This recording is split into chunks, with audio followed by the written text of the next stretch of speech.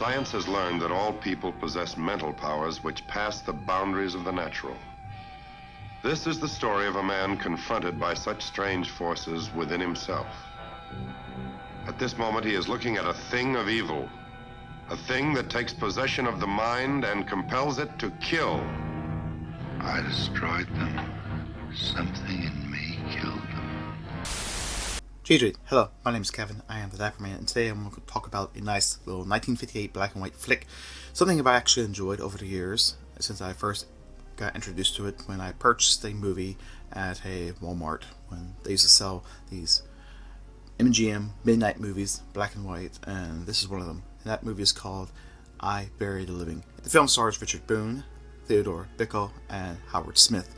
It has a great acting that's inside the movie, but I think it was even more impressive than the acting is the fantastic crew and the production that goes along behind it. But let me talk about the movie first before I get into the production notes of the film. Robert Kraft is played by Richard Boone, who is this family member who has recently inherited a position that is in his family line. He has to be in charge and take over the Immortal Hill Cemetery, and I guess his purpose is to watch over it for a year, make sure things are running smoothly and so forth. It's like a family business thing. And the premise behind the movie is actually very simple. It's very basic. It's not too complex. It's basically that if the people come in, they purchase their lot, and they have a white pin placed for the lot that they're purchased. And if they pass away, they switch to black. However, unfortunately, one time when a new married couple comes inside and they purchase the lot and so forth, he accidentally places their white pin with black pins instead of putting the white ones that they just purchased, black pins, marking for death. Next day, they die accidentally. It's a freak accident. So he starts toying with the idea in his mind that he may have accidentally marked them for death. He does it one more time just to reassure himself that it was just a freak accident, that it wasn't anything other than that. They die too.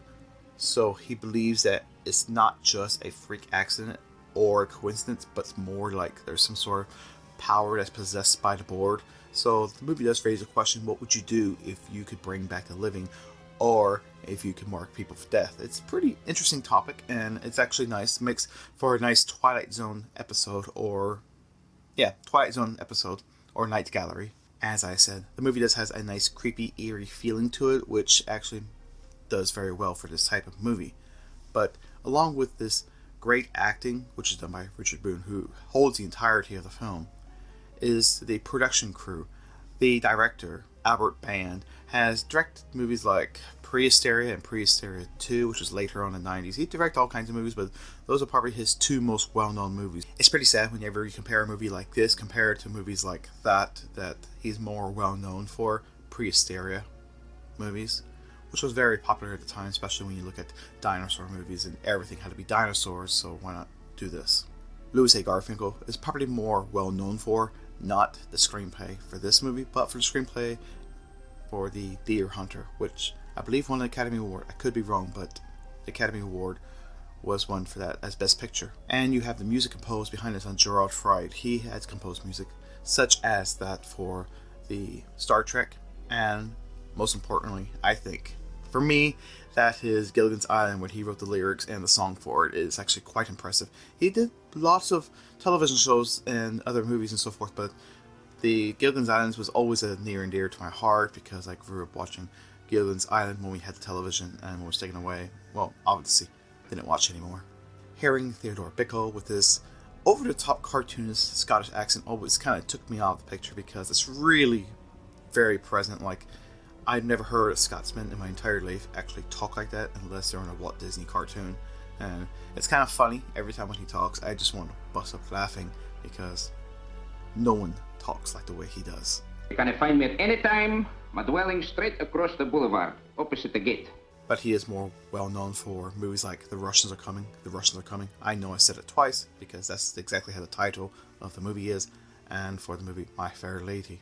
But as I said earlier, the film edits, the film camera work, the music, everything just works perfect and right for this movie. Unfortunately, it went under the radar and it's not very well known or well received. I believe it's a shame that it has not been as known as it should be. But if you do have the chance, be sure to check this movie out. It's actually a load of fun. It's enjoyable. And if you like that Twilight Zone type of feel towards it, this would be the movie to definitely check out. The film is not rated, but this is at a time when films were not rated. So if you're curious to know why I would give it a personal rating, it would be like a PG. Here is the reason right here, right now.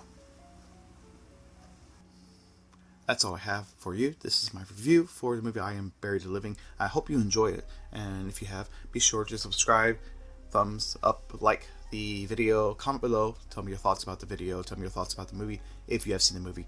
If you haven't, or if you've seen other movies that's similar to this, let me know down. I'm curious, I'd like to hear it. So hopefully I will see you to the next review. Have a lovely day. Cheers.